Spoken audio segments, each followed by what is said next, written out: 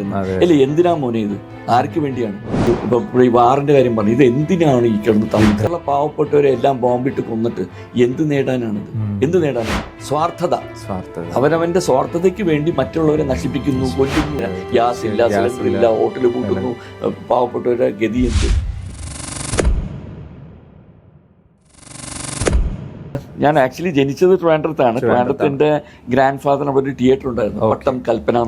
ആ സമയം തൊട്ടേ ഒരു സിനിമ എന്ന് പറയാൻ സിനിമ തിയേറ്റർ ഉള്ള സ്ഥിതിക്ക് ഞാൻ അന്ന് ഹോളി ഏഞ്ചൽസ് കോൺവെന്റിലാണ് പഠിച്ചിരുന്നത്. സ്കൂൾ കഴിയും നേരെ വരും, ബാഗ് എടുത്തങ്ങ് എറിയും, നേരെ തിയേറ്ററിലേക്ക് ഓടും. അവിടെ പോയിട്ട് ഈ സ്ലൈഡ് ഇടലും, ഫിലിം അന്ന് ഫിലിം കറക്കലും ഇതൊക്കെ തന്നെയായിരുന്നു എന്റെ പണി. പിന്നെ ഒരു സിനിമ 5, 10, 15 തവണ കാണും, കുറെ മിമിക്രി ചെയ്യും. അന്നത്തെ കാലത്ത് നസീർ സാറ്, സത്യമാഷ് അവരൊക്കെ ആയിരുന്നല്ലോ. വരും, കുടുംബ അംഗങ്ങളിരിക്കും, പെണ്ണെ എന്നൊക്കെ പറഞ്ഞ് നസീർ സാറിനൊക്കെ കാണിക്കും. അത് അന്നത്തെ ഒരു കാലഘട്ടം.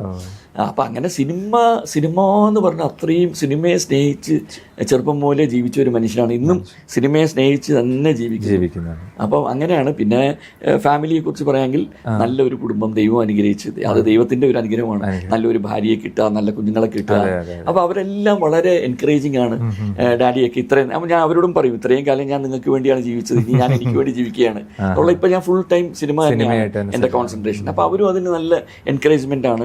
പിന്നെ എന്റെ ഭാര്യ ഒരു നല്ല സ്കൂൾ നടത്തുന്നുണ്ട്, ജംഗൽ ബുക്ക് എന്ന് പറഞ്ഞാൽ. എന്റെ ഈ വീടിന്റെ ബാക്കിൽ ഒരു 19 സെന്റിൽ നല്ല ഒരു വിശാലമായ നല്ലൊരു സ്കൂള്, ഒരു യു ക്യാൻ കോൾ ഇറ്റ് ഒരു മിനി അമ്യൂസ്മെന്റ് പാർക്ക് എന്ന് തന്നെ പറയാം. അതുപോലെ ഒരു നല്ല മനോഹരമായ ഒരു സ്കൂൾ നടത്തുന്നുണ്ട്. ദൈവം അനുഗ്രഹിച്ച് മുന്നോട്ട് പോകുന്നു. പിന്നെ not on our merits but on his grace എന്ന് പറയില്ലേ, ഏറ്റവും വലിയ സന്തോഷവും ഏറ്റവും വലിയ അനുഗ്രഹവും ദൈവം തന്നത് ആരുടെ മുമ്പിൽ ഇങ്ങനെ കൈനീട്ടേണ്ട അവസ്ഥയിൽ അത് ഉണ്ടായിട്ടില്ല, അത് ഉണ്ടാവരുതേ എന്നുള്ള ഒരു പ്രാർത്ഥനയാണ്. എന്നും കൈ ഇങ്ങനെ തന്നെ വേണം. ഇങ്ങനെയുള്ള കൈക്ക് എന്നും റെസ്പെക്റ്റ് ഉണ്ട്, ബഹുമാനമുണ്ട്. ഇങ്ങനെയുള്ള കൈക്ക് കുറെ കഴിയുമ്പോൾ ബഹുമാനം ഉണ്ടാവില്ല. അപ്പം അതുണ്ടാവരുതേ എന്നുള്ളൊരു പ്രാർത്ഥനയാണ് ഉള്ളത്. പിന്നെ നമ്മളെ കൊണ്ട് പറ്റുന്ന നല്ല രീതിയിൽ കുറേ നന്മകൾ ചെയ്യുക, സൽപ്രവർത്തികൾ ചെയ്യുക, മറ്റുള്ളവരെ ദ്രോഹിക്കരുത്, വഞ്ചിക്കരുത്, ഇങ്ങനെയുള്ള ഒന്നും ചെയ്യരുത്. ആ നന്മയോടുകൂടി നല്ല മനുഷ്യനായി ജീവിച്ചു പോവാം.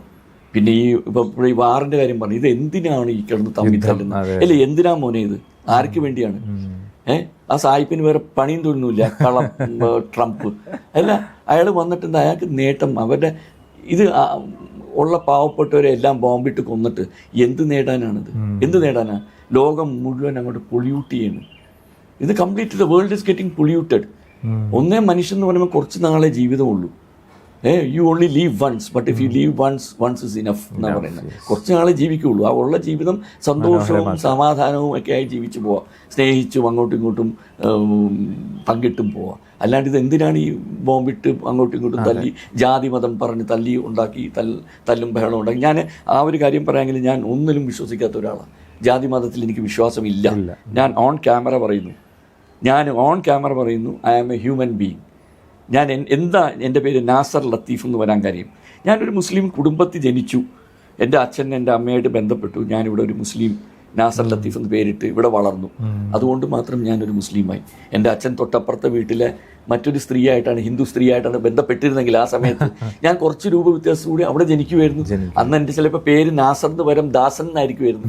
ഇനി അതല്ല, അപ്പുറത്തൊരു ക്രിസ്ത്യാനി വീട്ടിലായിരുന്നെങ്കിലോ ഞാൻ അവിടെ ജനിക്കുമായിരുന്നു, അവിടെ എൻ്റെ പേരിൽ ലാസർ എന്നായിരിക്കുമായിരുന്നു. അപ്പൊ ലാസനാണെങ്കിൽ ഞാൻ മനുഷ്യനാണ്. ഇതിലെ ഓടുന്ന ചുവന്ന രക്തം യാതൊരു വ്യത്യാസവും ഇല്ല. നമ്മുടെ എല്ലാവരെയും ഒന്ന് തന്നെയാണ്. എൻ്റെ നിങ്ങൾക്ക് ചിലപ്പോൾ യോജിക്കാം, നിങ്ങളുടെ ചിലപ്പോൾ അയാൾക്ക് യോജിക്കാം, ഇയാളുടെ എനിക്ക് യോജിക്കാം. അപ്പം പിന്നെ ദൈവത്തിൻ്റെ മുമ്പിൽ നമ്മൾ എന്താ വ്യത്യാസമുള്ളത്? പിന്നെ എന്തെന്ന് പറഞ്ഞാൽ ഈ ജാതി മതം പറഞ്ഞ് അങ്ങോട്ടും ഇങ്ങോട്ടും തല്ലുന്ന this is just a vote bank. വോട്ടിന് വേണ്ടി ഭിന്നിപ്പിക്കുക. പറഞ്ഞ ഡിവൈഡ് ആൻഡ് റൂൾ എന്നൊക്കെ പണ്ട് സായിപ്പുമാർ ചെയ്തിരുന്ന പോലെ ഡിവൈഡ് ആൻഡ് റൂൾ, ഡിവൈഡ് ചെയ്ത് റൂൾ ചെയ്യാം. ഇതെല്ലാം ഇത്ര തന്നെ ഉള്ളൂ. ഇപ്പം ഈ വാർ നടക്കുന്നത് എന്താണുള്ളത്? എല്ലാം സ്വാർത്ഥത. അവനവന്റെ സ്വാർത്ഥതയ്ക്ക് വേണ്ടി മറ്റുള്ളവരെ നശിപ്പിക്കുന്നു, കൊല്ലുന്നു.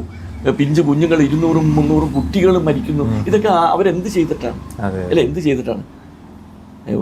I just cannot understand. എനിക്ക് ഇതിലൊന്നും യാതൊരു ഇതുമില്ല. അത് ഇപ്പൊ ഭയങ്കര ക്രൈസിസിലെ ഇപ്പൊ നമ്മുടെ നാട് പോയിക്കൊണ്ടിരിക്കുന്നത്. ഗ്യാസ് ഇല്ല, സിലിണ്ടർ ഇല്ല, ഹോട്ടൽ പൂട്ടുന്നു. പാവപ്പെട്ടവരുടെ ഗതി എന്ത്? ഇനി അങ്ങോട്ട് ഇങ്ങനെ അങ്ങ് പോയി കഴിഞ്ഞാൽ വളരെ ഒരു മോശപ്പെട്ട അവസ്ഥയിലേക്ക് വന്നെത്തും. സിനിമയും ഉണ്ടാവില്ല, ഒന്നും ഉണ്ടാവില്ല. പണം വേണ്ടേ? പൈസ ഇല്ലെങ്കിൽ എവിടെ നിന്ന് വരും ഇതൊക്കെ? അപ്പോൾ അതാണ് അത്. ഇങ്ങനെ ലോകം മൊത്തത്തിൽ നശിപ്പിക്കാൻ വേണ്ടി കുറേ ചെറുത്താന്മാർ വന്ന് കൂടിയിട്ടുണ്ട്. അവരെയാണ് വേണ്ടാണ്ട് വെക്കേണ്ടത്. അവരെ ആദ്യം നശിപ്പിക്കണം. അതെ അതെ. അതാണ് വേണ്ടത്. നല്ല മനുഷ്യരായി ജീവിക്കുക. റംസാനാണെങ്കിലും ഓണമാണെങ്കിലും ക്രിസ്മസ് ആണെങ്കിലും അതൊക്കെ നമ്മുടെ ആഘോഷങ്ങളാണ്. ഏതൊരു ആഘോഷം വന്നാലും അതൊക്കെ അതിൻ്റെ രീതിയിൽ കൂടെ അങ്ങനെ പോകും. നമ്മൾ ഫസ്റ്റ് വേണ്ടത് നല്ലൊരു മനുഷ്യനായി ജീവിക്കുക. മറ്റൊരാളെ ദ്രോഹിക്കാനും വഞ്ചിക്കാനും ഈ തല്ലുപിടിക്കാനും വഴക്കിനും ബോംബിടാനും കൊല്ലാനും ഇതിനൊന്നും പോകാണ്ട് നല്ല മനുഷ്യരായി മനസ്സമാധാനത്തോടുകൂടി ജീവിച്ചാൽ എന്തൊരു മനോഹരമായ ഭൂമിയാണ് ദൈവം തന്നത്. നമ്മൾ എത്ര നാൾ ജീവിച്ചിരിക്കും? ആർക്കും ഒരു ഗ്യാരണ്ടിയും ഇല്ല ഒന്നിനെക്കുറിച്ചും. അപ്പോൾ ഉള്ള കാലം നന്നായിട്ട് ജീവിക്കുക, നല്ല മനുഷ്യരായി ജീവിക്കുക, അങ്ങോട്ടും ഇങ്ങോട്ടും സ്നേഹിക്കുക, പങ്കിടുക, നല്ല കാര്യങ്ങൾ പങ്കിടുക, ജാതി മതം മാറ്റി നിർത്തുക. എല്ലാവർക്കും എൻ്റെ ഹൃദയം നിറഞ്ഞ ഒരു റംസാൻ, ഒരു പെരുന്നാൾ ആശംസകൾ. അതിനോടൊപ്പം തന്നെ വരുന്ന ഓണത്തിനും ആശംസകൾ, ക്രിസ്മസിനും ആശംസകൾ, എല്ലാത്തിനും ആശംസകൾ നേർന്നു. എല്ലാവർക്കും എല്ലാവിധ അനുഗ്രഹങ്ങളും ദൈവം തമ്പുരാൻ തരട്ടെ എന്ന് പ്രാർത്ഥിച്ചുകൊണ്ട് നിർത്തുന്നു. നന്ദി, നമസ്കാരം. Thank you.